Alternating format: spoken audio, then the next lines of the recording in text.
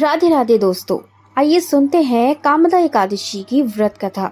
चैत्र शुक्ल पक्ष में पड़ने वाली एकादशी को कामदा एकादशी कहा जाता है। इस दिन पूजा करने से भगवान विष्णु का विशेष आशीर्वाद प्राप्त होता है। कामदा एकादशी को चैत्र शुक्ल एकादशी भी कहते हैं। हिंदू धर्म में एकादशी का विशेष महत्व माना जाता है। वर्ष भर में 24 एकादशियां आती हैं।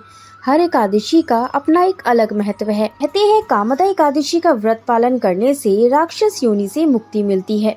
आइए सुनते हैं कामदा एकादशी की व्रत कथा। पौराणिक कथा के अनुसार भगवान श्री कृष्ण ने धर्मराज युधिष्ठिर को कामदा एकादशी की व्रत कथा सुनाई थी।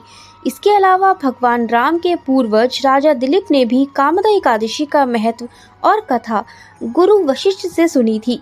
कथा के अनुसार प्राचीन काल में पुंडरीक नाम का एक राजा राज्य करता था। वह भोगीपुर नगर में रहता था। राजा प्रजा का ध्यान नहीं रखता था। वह हर वक्त भोग विलास में डूबा रहता था। उसके ही राज्य में एक पति पत्नी रहते थे जिनका नाम था ललित और ललिता। वह दोनों आपस में सच्चा प्रेम करते थे। ललित राजा के यहाँ संगीत सुनाता था। एक दिन राजा की सभा में ललित संगीत सुना रहा था। तभी उसका ध्यान अपनी पत्नी की ओर चला गया और उसका स्वर बिगड़ गया। इसे देखकर राजा पुंडरीक का क्रोध 7वें आसमान तक पहुंच गया।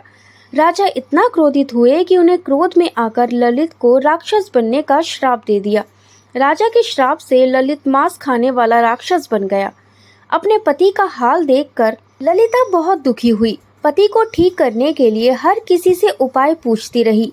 आखिरकार थक हार कर वह विंध्याचल पर्वत पर ऋषि के आश्रम पहुंची और ऋषि से अपने पति का सारा हाल बताया।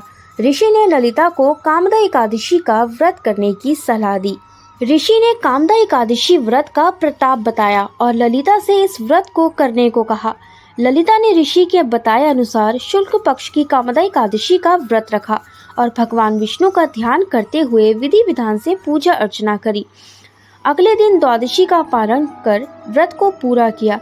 भगवान विष्णु की कृपा से उसके पति को फिर से मनुष्य योनि मिली और राक्षस योनि से मुक्ति मिल गई।